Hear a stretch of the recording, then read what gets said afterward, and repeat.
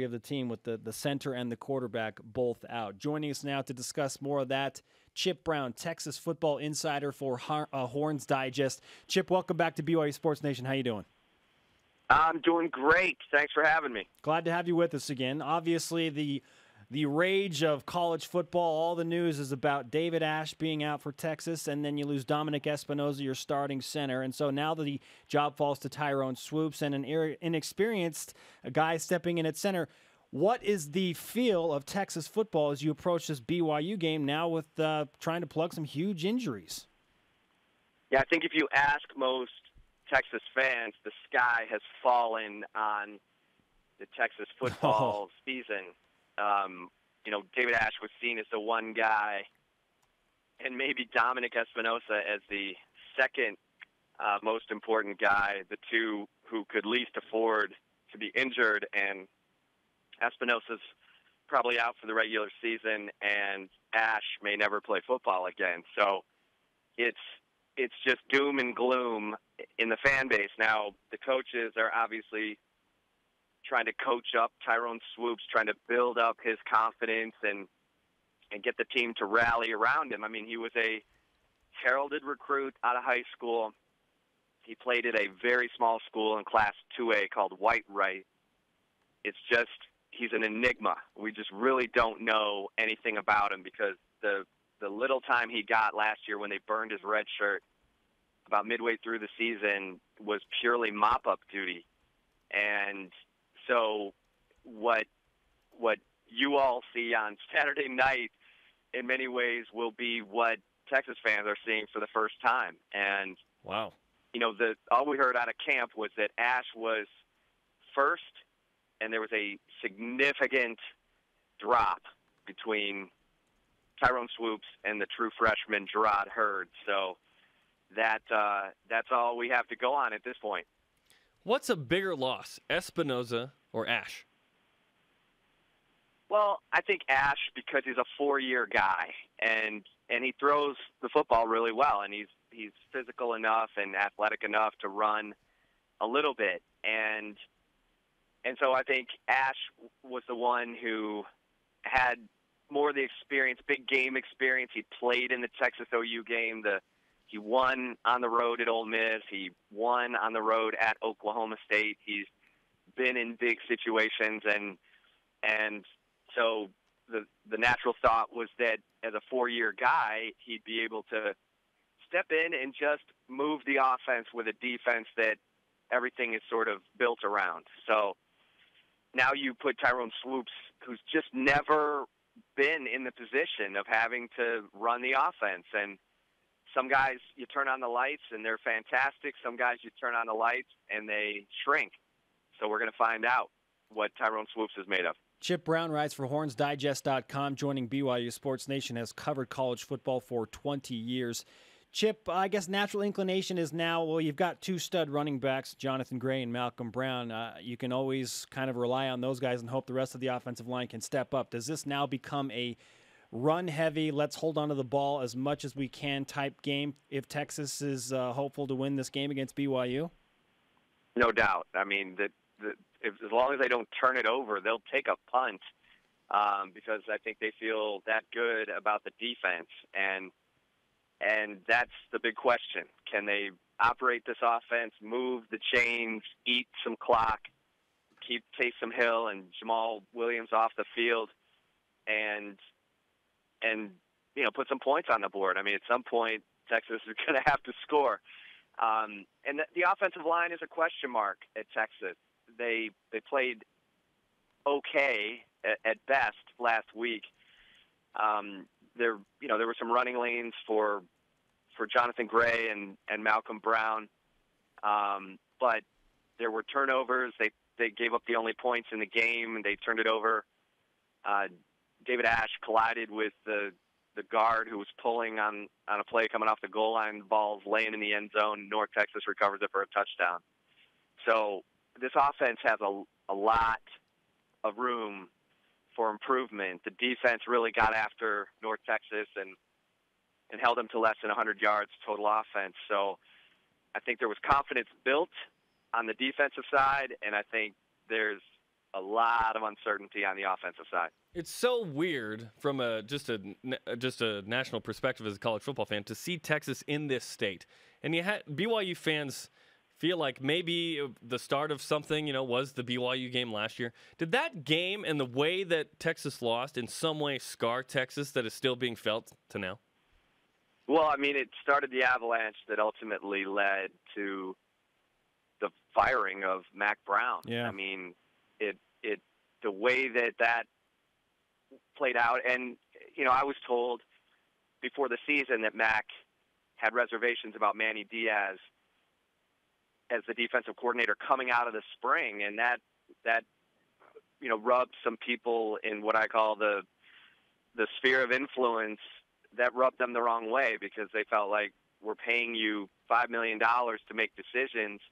If you have reservations about the defensive coordinator coming out of the spring, then fire him and hire somebody you have more confidence in. And there was no better example of the lack of confidence on the defensive side of the ball than that BYU game last year.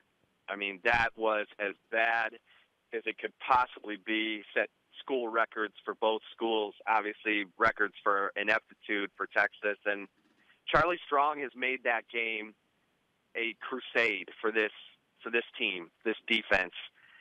He's told them that can never happen again. And this is a chance for you to go out and show everybody how far you've come.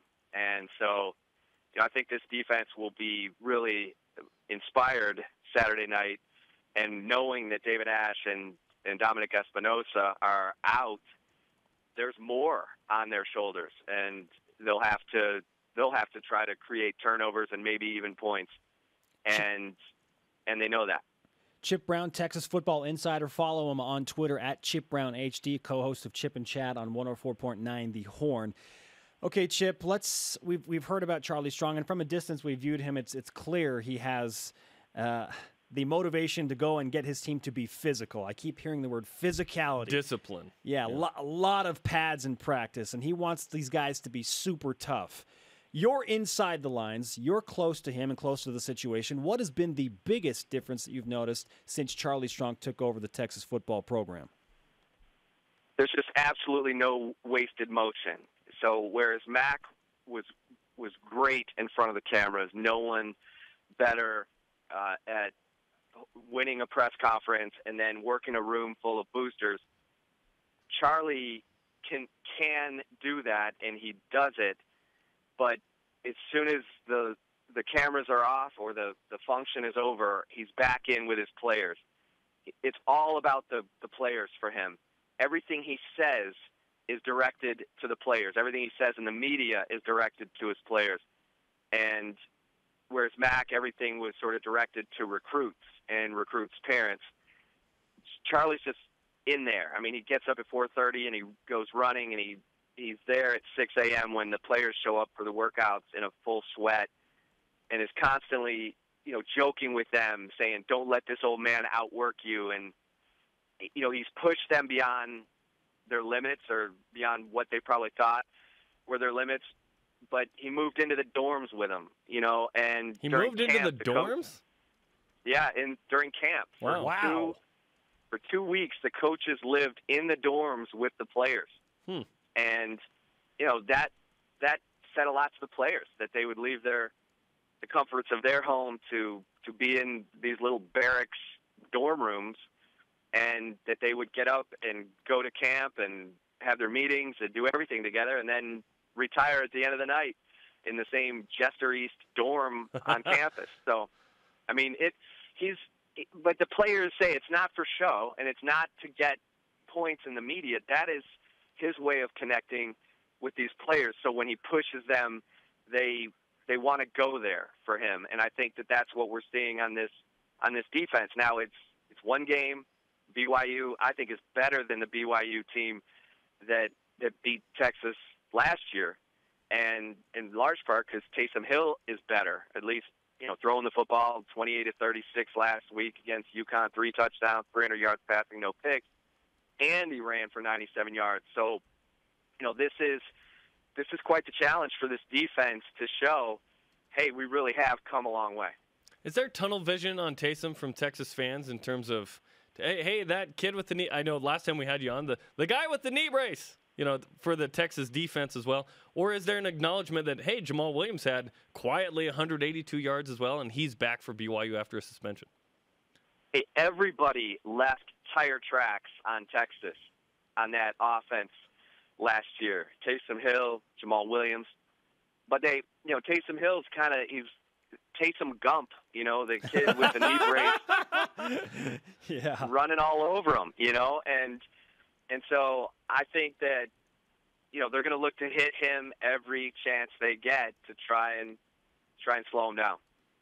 Chip Brown with us on BYU Sports Nation, and I guess we can call you the creator of Taysom Gump. Taysom Gump. That's tremendous. You never fail to deliver with something that makes us laugh pretty hard. Okay, let's talk about what happens if BYU wins this game.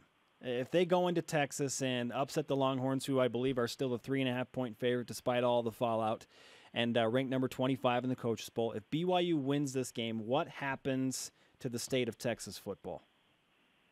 Well, based on what A&M just did to South Carolina and the buzz that A&M is now attracting, and they got 2 first-place votes in the AP poll, which, it's a selection committee and all that. But, the buzz around A&M is significant right now. If Texas was to lose to BYU at home after last year, it becomes a tougher message in recruiting.